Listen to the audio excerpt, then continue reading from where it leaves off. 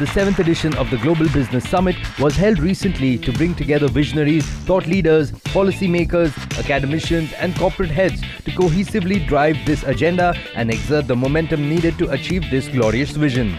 The event was graced by the Prime Minister of India, Shri Narendra Modi. देश और दुनिया भर से आए बिजनेस लीडर्स का मैं अभिनंदन करता हूं, स्वागत करता हूं।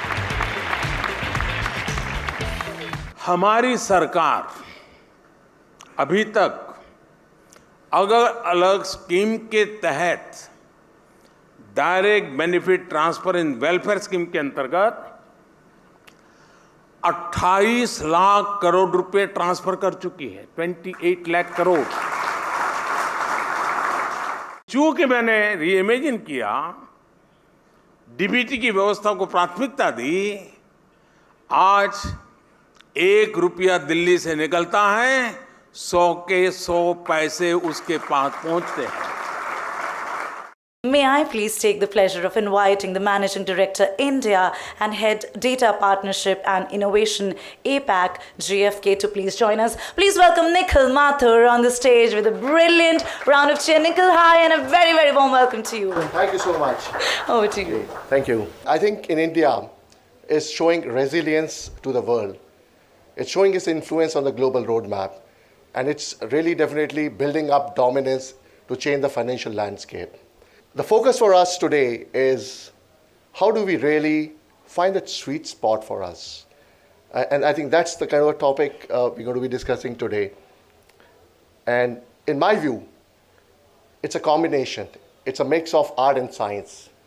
And when I say so, it means that all the bolder actions requires data and art to really move forward. And while there are a lot of organizations who have really stood apart from the crowd and taken those bold decisions to drive sustainable growth. And altogether, a new world has emerged. And this new world is full of changes, complexities, uncertainties. And there are 3 lenses to look at the whole construct of this new world. First is the global environment.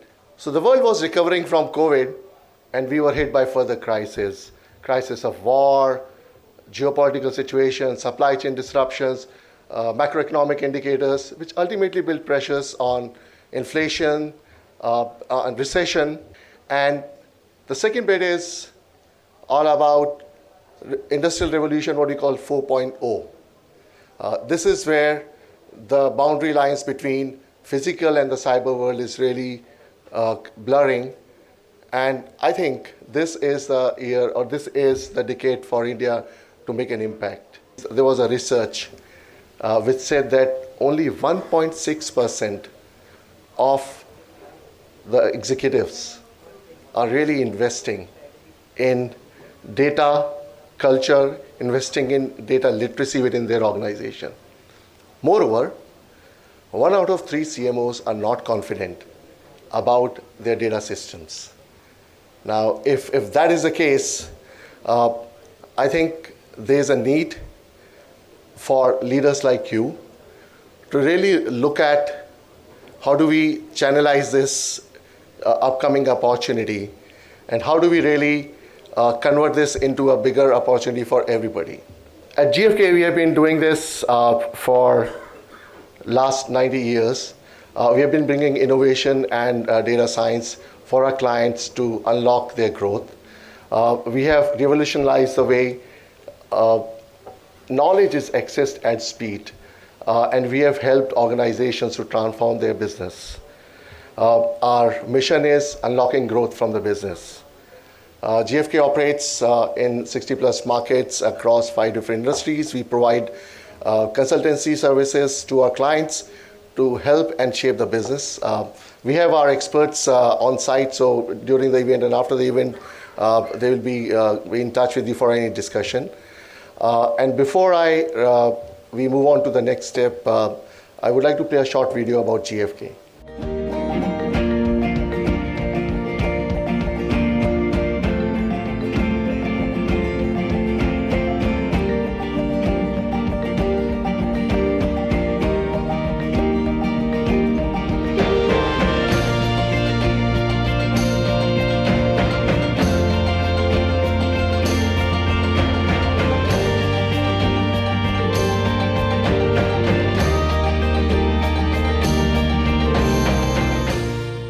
now that the context setting has been done by Nikhil, I think it's the right time that we discuss about how do we reap benefits of data-based decision. The session will highlight the opportunities from the trends that are reshaping the global markets in 2023 and beyond. We're talking data. Data is the new soil on which everything grows. That's the time we are living in today. Arvind, if I can start with you, what is emerging for India so that Indian companies and businesses in India can leverage data to maximize the impact? India is having a very different approach to this whole data revolution. And that's very key. And I'm talking at a population scale, not at a particular problem scale. Number one is that we don't use data for profit. That's the Western model. We don't use data for surveillance. That's the Chinese model. We are using data for development. And I think that's what your panel is today, turning inflation into an opportunity. So India is looking at data as an opportunity for development. And now that is a bottom-up approach where 1.3 billion Indians get impacted. Preeti, if you could come in, how is data helping your business? How is it driving businesses in an area where the opportunity may be a little lesser? If you can give that sense as well. Data is about being data hungry first. So it is a practice.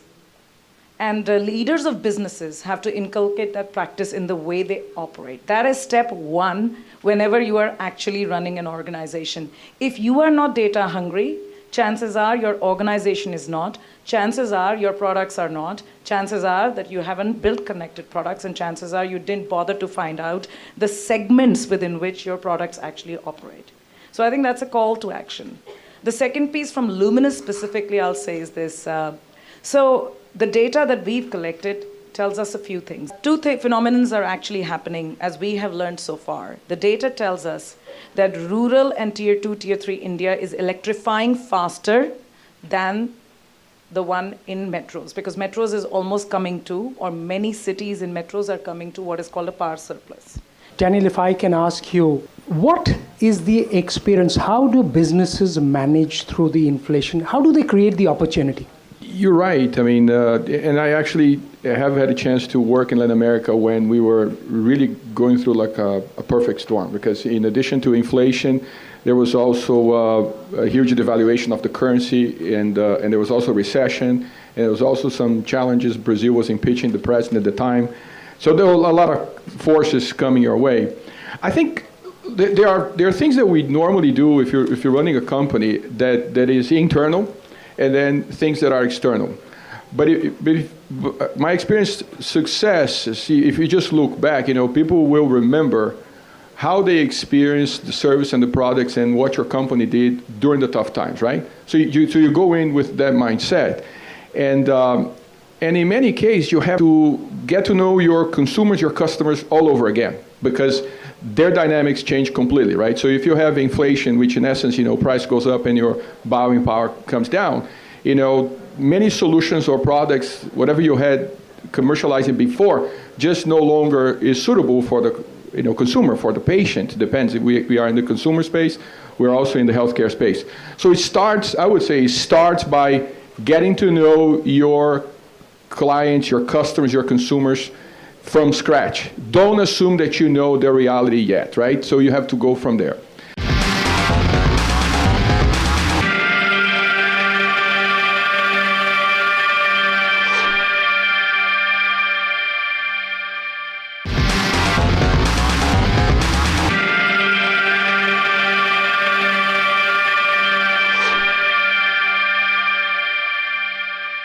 Satish, how does a company try and build value for money? A strong belief in our organization, which we build in a culture, is probably some of you might really take it in another way.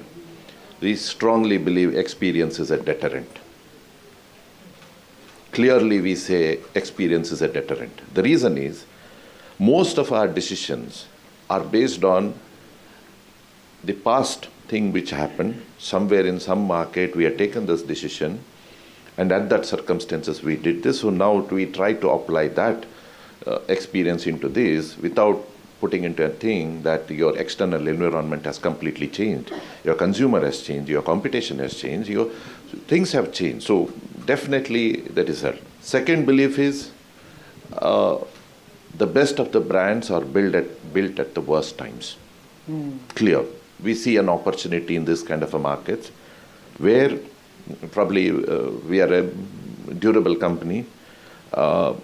Media is at its best possible price right now. You invest when it's this one. Get the best media, get the right medium to consumer. Now, how do we do this one? Like data-driven we classify data into two parts. One is after the acquisition of the customer, and then before the acquisition of the customer. In terms of the data behavior, what kind of opportunity it creates? 99% of all data is owned by a few companies, and these companies are using the data for their profit. Their advertising models, so they are targeting ads on you. Some companies are trying to sell you junk food. You will be surprised that suddenly at one time you'll get a notification saying pizza and burger, because they exactly know what time you are most vulnerable. So this is a good time to uninstall these food apps because they are using data to make you unhealthy. Similarly, there are apps which are constantly interrupting you because what they want is your time. And that's where I come in. What I believe is that data in itself is of no use. What you really need is motivation. I think the challenge in specifically health is not about information. Everybody knows they should not smoke, not drink too much, or not eat junk food, but people do that. So data is not the problem. The problem is motivation, and what we are trying to do with data is what I call motivation mining. So the idea is to look at data sets, the experience in this case, and combine that with a larger set of data and figure out what is the trigger for your behavior change. Now, companies do that, social media companies do that for the wrong purpose. They already know from your social media behavior that if somebody is having depression or suicidal. But they're not going to tell them that, hey, see a doctor or go to a therapist. They are showing you how much fun your friends are having in Maldives. So the problem is that they are trying to serve their commercial interests and they don't have your interest in mind. Nikhil, how's the usage of data changed over the years? Currently, and as I said, a lot of organizations are sitting with a lot of data. And this is what I call information overload or data overload. And the thing is, yes, there are use cases that are sitting in. There are actions that companies are sitting in. But you can imagine just, let's say, 100 sources of data. Probably you are utilizing only 10% of it. And that's where the opportunity is. The second is, data, I see it in two ways. One, it's all about technology, data inflow and everything. I think a lot of people see data means we have to really set up servers, we have to do cloud, engines and everything all together. Yes, that's really good to get the data in. What is important is to create that culture of data absorption. Preeti rightly said, this comes from top. It doesn't really start from bottom. So, and it's a really hard work for organizations to drive the data culture, because it's so easy to just sit in with a lot of information and not utilizing is a crime, and that's what I see it. Coming to your point of utilization of it and the kind of business that we are in, over the last few years, especially post-COVID, I have seen a drastic change in the way first the organizations are using, plus new set of organizations are jumping in. So earlier probably it was more evolved with more budgets and everything coming in. Today I see variety of organizations from financial institutions to everything using the same data in a very different way. And secondly, very important, this pandemic when happened, this was lockdown and everybody got really, it was completely shut down.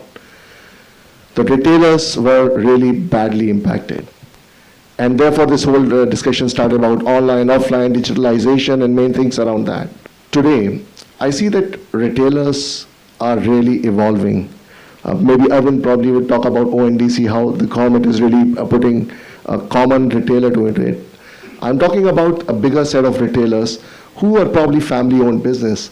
And generally, in a family-owned business, you thrive on what your past experience is. Satish knows, Preeti knows that kind of trade that generally sits in. And as I see today, our relationship with trade, it has drastically changed. We see far more evolved retail community. We see far more actions being taken basis data. We see their expansion happening not by saying that I want to move to next city, but basis the data. And I think these are some of the big changes that I see overall in the whole data community. In the entire conversation, we had the word analog being used once. And the rest of the time, we were talking digital. That tells you about the way.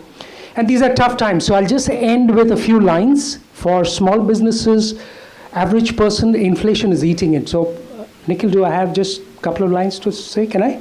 Sure. Okay. Here's what. All you who sleep tonight, far away from the ones you love, no hand to left or right and emptiness above, know that you aren't alone. The whole world shares your tears, some for 2 nights or 1, and some for all their years. That's what data could be for you, all their years. Thank you so much for being a good audience. We're behind the scenes at the Global Business Summit, and I'm joined by Nikhil Mathur from GfK. So thank you so much for being here. Hi, thank you very much. All right. So Nikhil, global markets are in the midst of a very dramatic paradigm shift. So that said, where do you believe the most promising opportunities now lie? So I think if you look at the overall global scenario, especially in this financial challenges that organizations and the markets are facing, I think opportunities are going to be reprioritized. That would mean that organizations globally are going to reprioritize their investments and look at the regions which are going to be really important for the growth. So one is reprioritization of the regions. All right. The second is on the supply chain. That's where a lot of action is happening. And I think organizations have learned that they have to really minimize the risk. Therefore, the second would be more domestic manufacturing and shifting of supply chain possibilities wherever it is. Sure. Now, this is from what a manufacturing and supply chain perspective. Let's look at what's going in the consumer domain. Sure. Some of the key trends, especially the markets that we measure, which are around consumer technology products. Right. We see, which is a very strong emerging trend, is around premiumization. The lifestyle of consumers are changing. Absolutely. Pandemic has kind of really made a structural shift in the way people consume, buy, and from where do they buy. And that trend seems here to stay. Absolutely, absolutely. It's quite prominent. And if I specifically talk about India as a market, premiumization is emerging across all electronics, appliance, telecom. You name a product in electronics, the premiumization is really strong. Well, sir, on the flip side of that, as consumer preferences continue to evolve, there of course lies a new age challenge for new age marketers. How do they keep pace? How do they make sure that the intelligence that they have is in fact relevant? Absolutely. I think this is a very burning question. First, the consumers are rapidly changing every day. And it's really difficult to really get attention and what I call attention deficit consumer. Right. And also, how do I grab the share of the wallet? These are two burning questions with every market here. Good news is today consumer is becoming lesser loyal to a brand. That's good news, sir? Good news in the sense for the new players. Right. Because then levels the playing field. It's like opens a, and that's what digital has done. Digital has really broken all the barriers. So anybody and everybody could come in and play in this game. Therefore, for the existing players, it is how do they protect the turf. Sure. For the new players is how do you really get in. And therefore, engaging, very personalized engagement is the game. So one has to really understand the consumer very well, have to really very targeted segmentation, what I call really micro segmentation. Right. And that's where data plays a bigger role in really feeding the right information at the right time. Well, sir, in the scenario that you've just described, data and insights are, of course, the cornerstone. They are critical. But let's not forget that analytics are not cheap. right? And companies struggle with the information that they need versus the information that they want. How might you guide someone who finds themselves in that position? All right, so the way I see this, there are two aspects of data. One is technology, and the second is human side of it.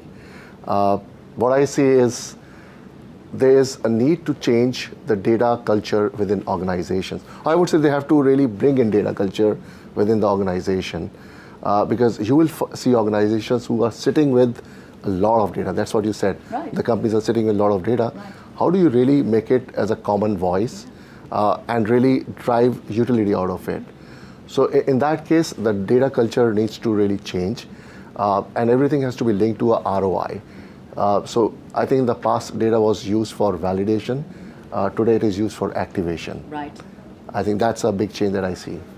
Sir, we thank you for your time, your insights, your colorful perspectives, and we wish you all the very best as far as the future. And I will just add, is at GfK, we are revolutionizing the way knowledge is accessed on a real-time basis and how we empower organization to make a bolder change.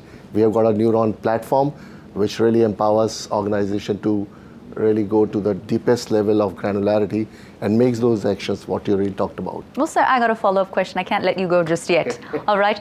This is a very fragmented space. It's deeply competitive, right? What makes you stand out? First, I think we have our own data assets, which are very unique. Second, we have a very strong knowledge base spanning over 90 years. Third, we are the global player in this consumer tech space, which has this expertise all across. That says it all. Well, thank you so much for taking the time to speak with us. Thank you. Thank you. Thank you.